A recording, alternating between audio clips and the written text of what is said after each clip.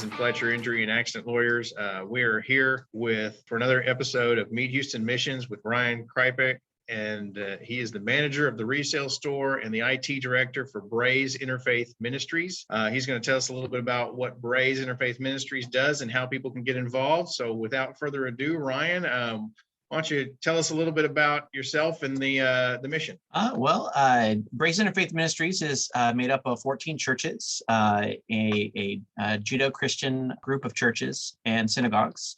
And so what we do is we are trying to help out everybody in our community to work on nutrition, to work on food insecurities that might be in the local area. And we have our food pantry, and our food pantry obviously distributes that food to the local area. We are responsible for several zip codes located in Southwest Houston, and we also have our resale shop. The resale shop is how we help to fund some of those things, and then also we have the clothing ministry here as well.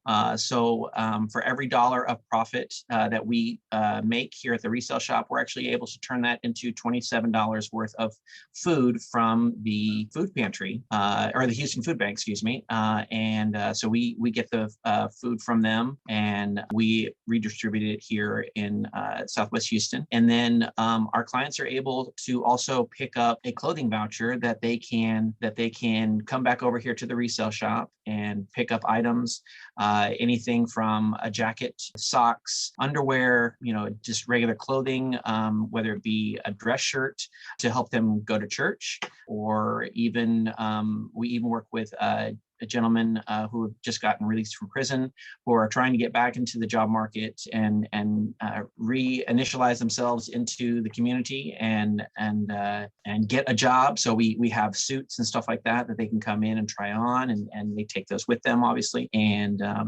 just try to help out as much as we possibly can to help with those needs. And they can also go further than that. They might need a blanket. We also from time to time give out items that don't normally go with the vouchers, but are a necessity because they might have had a fire in the home where they have lost everything, where they might come in and get some plates or some silverware, just to have those basic necessities to kind of feel back normal after they've gone through such a devastating disaster or situation.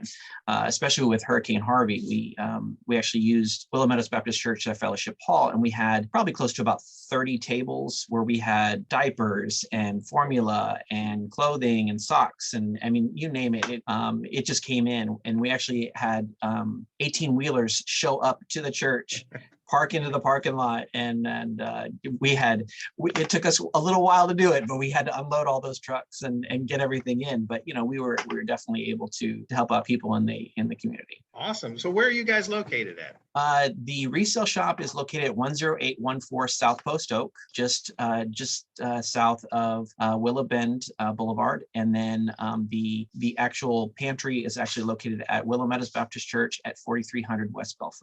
So how did the organization come about? Well, about 35 years ago, give or take, we actually were started by the Southwest Ministerial Alliance, where the churches came together and recognized that there was a definite need here in the community, whether it be food insecurity or just need of clothing. And then when catastrophe happened, just where could people turn to? Where could they go to in this area?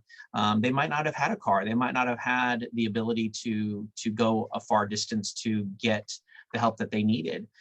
So those pastors came together and said, hey, we need to make a difference here, and here's what we're going to do, and kind of move forward with that plan to kind of build on that and try to continue to do that. Wow. Okay. So I'm guessing you guys have quite a few volunteers that you rely on. Can you give us an idea of how many employees you have and how many volunteers you guys use on a regular basis? Well, our employment staff is rather low. We have probably about 10 people employed by Interfaith Ministries, to include the resale shop. Our volunteers are really where the difference is made. We do receive grants and stuff like that from large corporations to kind of help subsidize the food that we need, and then also also staff as well. But we always need volunteers. There's always a need for that, especially at the resale shop, and then also at the pantry as well. But we actually work with estate sale dealers in the area as well that have finished their estate sale and they're not able to sell the rest of the items that they have, and the family just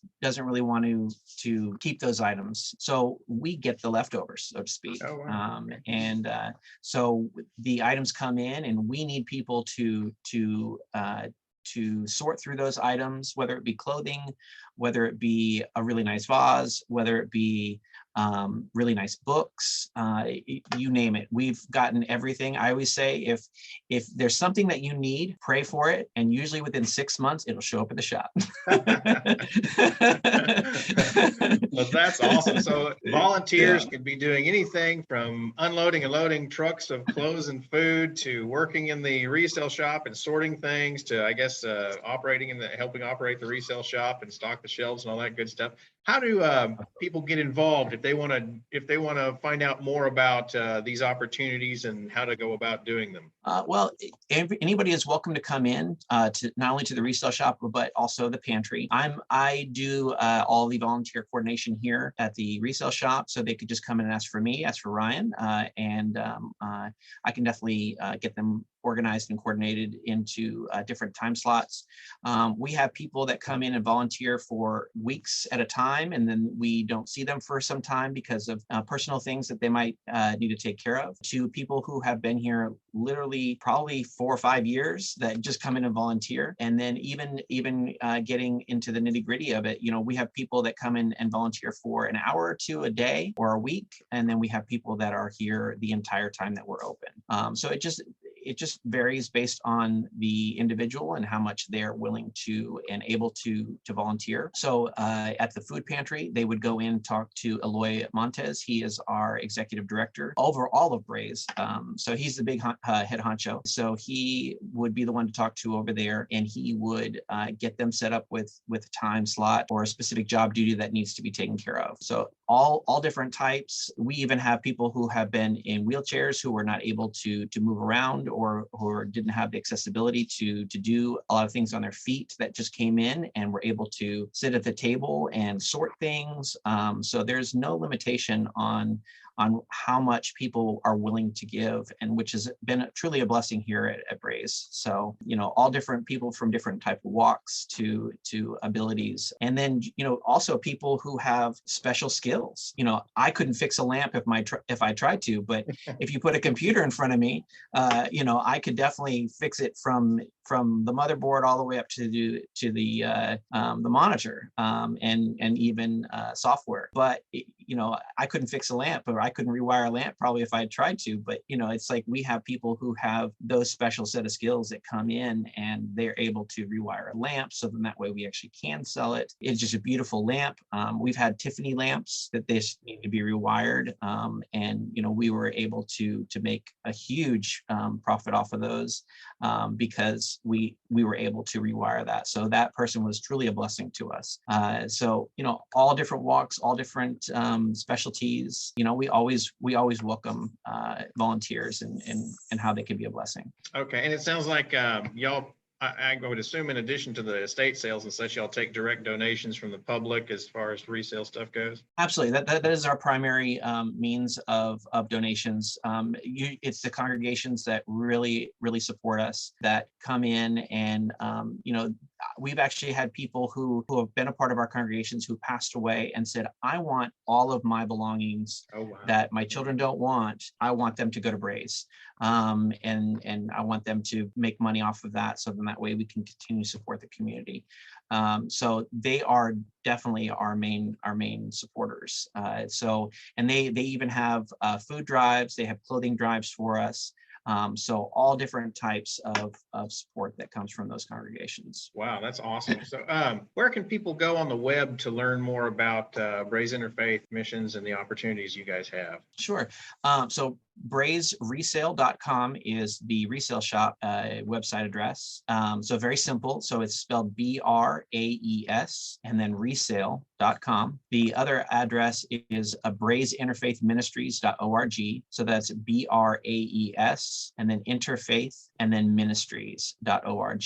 So those are definitely the two sites that you can go. A lot of the information is there to not only learn about what we do with the money that we're given, whether it be a donation or the money that we make here at the Resale Shop. So all of that information is there. If they want to make a straight donations to Braes, they can do that. Or if they want to give their time, the information is there as well, where we're located and contact information. Awesome. And just out of curiosity, so is Braes, is that an acronym for something, or does that have a particular meaning? No, just the local area is Okay. where the kind of Braeswood area. So they kind of stuck Gotcha. with the name and whatnot. Okay, cool. Is there anything you can think of that you'd like to share with the viewers that I haven't asked you about regarding Braes Interfaith Ministries? Well, I always, there are a lot of people that want to give and they're just not really sure on how they can do that. And it doesn't have to be money. It doesn't have to be a ginormous, gift. It could be the gift of time. It could be the gift of knowledge. It could be the gift of just spending time at the Resale Shop and talking with people as they come in. So any gift that somebody has is always welcome. Same thing with at the pantry as well. There are no limitations on what people can give, and a lot of people don't take that into consideration. They think that, oh, my only way to give is to write a check, or my only way to give is to do certain things. Don't limit yourself on that.